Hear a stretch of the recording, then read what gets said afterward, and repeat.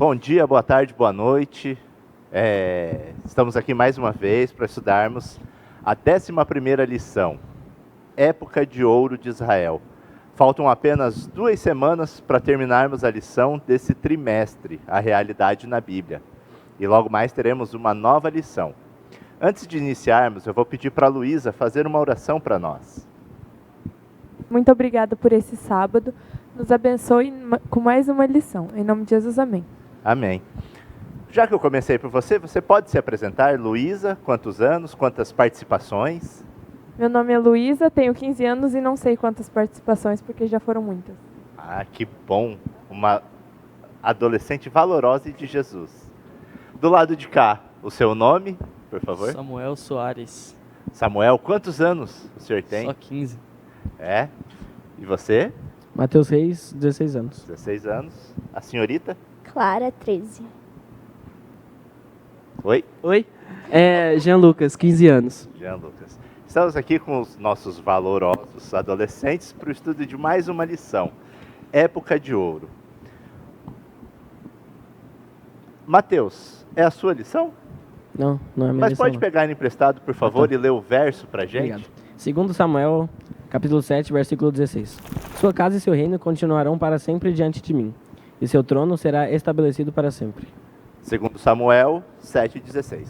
A lição dessa semana, ela se baseia no capítulo 7 de 2 Samuel, que conta ali a história de que Davi, ele já tinha enfrentado os povos vizinhos, já tinha conseguido vencê-los e tinha se estabelecido. E agora numa época de ouro. O povo estava crescendo, o povo estava se desenvolvendo.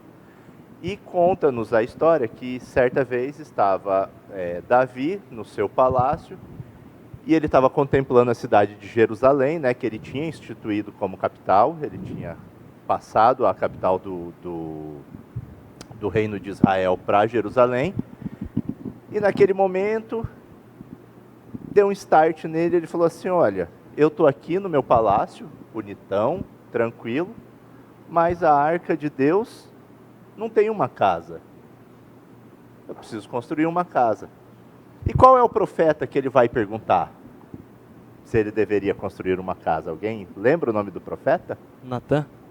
Profeta Natã, exatamente. Ele se dirige ao profeta Natã e pergunta assim: olha, eu quero construir uma casa para Deus. A arca dele está ao relento, está numa tenda, né? Eu quero construir, eu tenho meu palácio, quero construir um templo para Deus. E Natã, mais que depressa, fala: faça o que o seu coração manda. Só que naquele momento Deus intervém, conversa com Natã e fala assim: ó, eu vou abençoar Davi, só que não vai ser Davi que vai construir o templo. Quem vai construir vai ser o filho dele. E Deus estabeleceu ali com Davi uma aliança de que para sempre Davi teria um filho seu como rei da nação de Israel. E eu te pergunto, Samuel, isso acontece até hoje?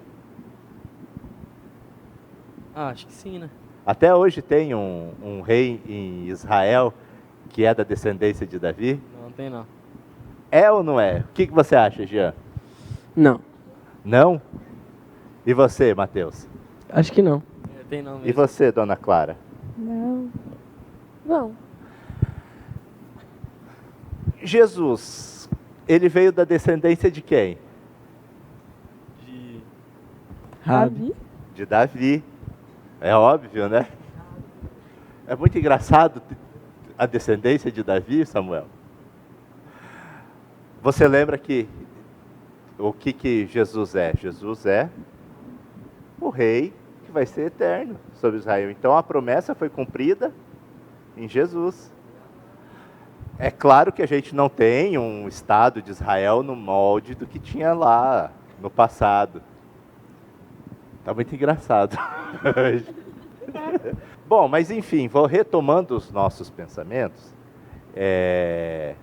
Essa promessa foi cumprida. Mas o que aconteceu durante esse tempo? Esse tempo Davi tinha a estabilidade política, né? Ele era amado pelo povo, tinha uma riqueza, mas ele titubeou um pouco na fé. Ele acabou fazendo coisas que o afastaram um pouco de Deus. E aí a lição dessa semana nos propõe a seguinte reflexão, que eu vou começar com o Jean. Jean, por que é mais fácil eu procurar a Deus quando eu estou numa situação de problemas, estou enfrentando dificuldades, do que quando eu estou naquele momento de alegria, de paz, de tranquilidade, de prosperidade? É que assim, é mais fácil, é mais necessário, porque tipo, quando a pessoa tá no momento de felicidade, ela nem se toca que foi Deus que ajudou ele. Mas quando ele tá no momento desesperador, aí que ele lembra da existência de Deus. E é isso que acontece todas as vezes. As pessoas esquecem de Deus nos momentos mais felizes da vida dela, mas no momento que ela tá em perigo ou algo do tipo acontecendo com ela, ela lembra dele. Então, mas é bem isso mesmo. Mas Davi, ele tinha uma gratidão a Deus, por isso que ele falou, eu vou construir um templo para trazer a arca dele. E aí, eles resolveram trazer, mesmo que Davi não ia construir o templo, mas eles resolveram trazer a arca para Jerusalém. Alguém se lembra em qual cidade que a arca tinha parada quando os filisteus mandaram a arca? Pode falar. Fala, se tiver errado eu falo que está errado. Fala. Afec? Exatamente, foi em Afec. Os filisteus tinham mandado, alguém lembra com que presentes de ouro também? É. Forma daquela doença lá, né? Tumores Tumores. e Ratos. ratos, né? E eles mandaram a arca. Então o Davi resolveu trazer e preparou uma festa maravilhosa para trazer a arca. Eles colocaram a arca em cima de uma carroça de bois e eles vinham com músicas entoando, mas de repente a Bíblia nos conta que os bois tropeçaram, a arca ia cair e Uzá foi segurar a arca e morreu. Naquele momento, Davi sentiu uma tristeza profunda, porque isso aconteceu. Eles guardaram a arca na casa de Obed-Edom. Eles guardaram a arca lá, que ficou durante 3 meses, e a casa dele foi abençoada. E aí eles se tocaram que eles tinham feito a coisa errada. Deus tinha estipulado que a arca deveria ser transportada por descendentes de Arão, mas mesmo dentro dos descendentes de Arão tinha a família específica que era para carregar a arca. Então eles resolveram fazer esse transporte novamente de acordo com as regras que Deus tinha estipulado. E naquele momento Uzá morreu porque era necessário que eles tivessem a certeza e a percepção de que eles estavam fazendo a coisa errada, de que eles não estavam fazendo aquilo que Deus havia estipulado como regra. Mas aí a gente lembra que na batalha em que a arca foi levada, os filisteus encostaram na arca e ninguém morreu. A arca foi levada para o meio dos filisteus, e aí lá começou a surgir as doenças, Deus deu a praga.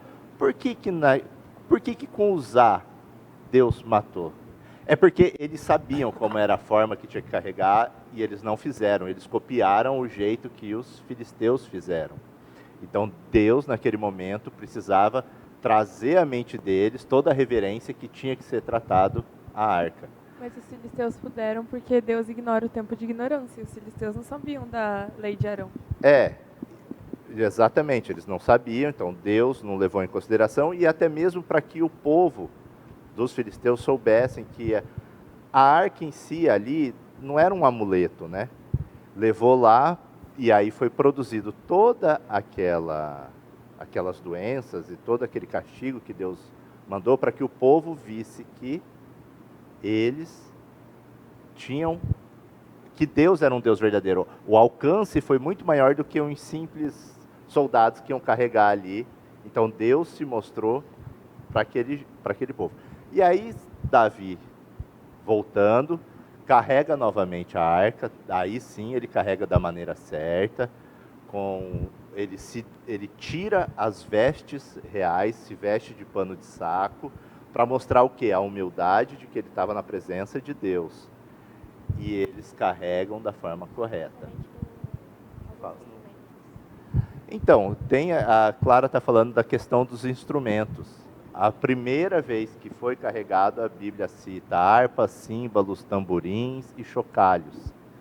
E a segunda vez, quando carregam, a Bíblia cita harpas, trompetes e símbolos. Não se citam chocalho. Elas não citam chocalhos e tamborim.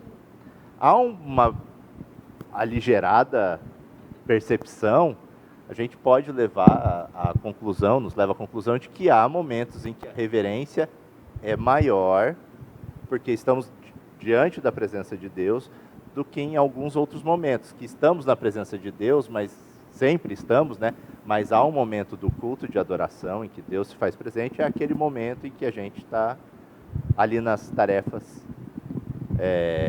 corriqueiras. Mas o que é importante também a gente aprender dessa lição é o quê? Deus nos pede obediência. Ele não quer a intenção do nosso coração naquele momento ali usar, foi na intenção de segurar, de não causar um dano à arca de Deus. Porém, Deus prefere a obediência a um coração, a um sacrifício. E a história dessa semana termina com o rei Davi, tranquilo em seu palácio, agradecido a Deus porque ele deu aquela tranquilidade. Eles conseguem todas as doações necessárias para fazer o templo, né? o templo. Mas por que Clara, por que Davi não ia fazer o templo? Por que seria somente o filho dele, Salomão, que ia construir o templo? Por causa que a mão dele que ele já tinha matado muita Porque, gente. exatamente, Deus fala que ele já tinha muito sangue nas mãos, já tinha matado, e como o reino de Salomão ia ser um reino mais tranquilo e pacífico, Deus ia dar tranquilidade, Salomão poderia construir o templo para ele, em glória e honra do nome de Deus. E é isso, a lição dessa semana. Temos duas lições a aprender. Primeiro, a obediência, e segundo, sempre buscar a Deus, seja no momento de dificuldade, mas principalmente no momento de felicidade, porque aquela felicidade foi produzida por Deus. Jean, você pode orar para a gente, para finalizar? Senhor nosso Deus, nosso Pai, abençoe essa história que foi passada aqui hoje. Para as pessoas que estão assistindo, peço ao Senhor que tudo que foi falado aqui fique no coração de cada uma. Que as pessoas possam agradecer ao Senhor e falar contigo quando estiver feliz, quando estiver triste. Assim como no casamento, o homem fala para sua esposa na alegria e na tristeza, assim peço ao Senhor que nós sejamos com o Senhor na alegria e na tristeza. Amém. É isso que eu peço em nome de Jesus. Amém. Amém. Muito obrigado aos dois ali que hoje estavam numa felicidade imensa também. Amém. As duas também que hoje também estavam felizes, e ao Jean. Muito obrigado. Obrigado a você, continue conosco. Semana que vem teremos mais uma lição.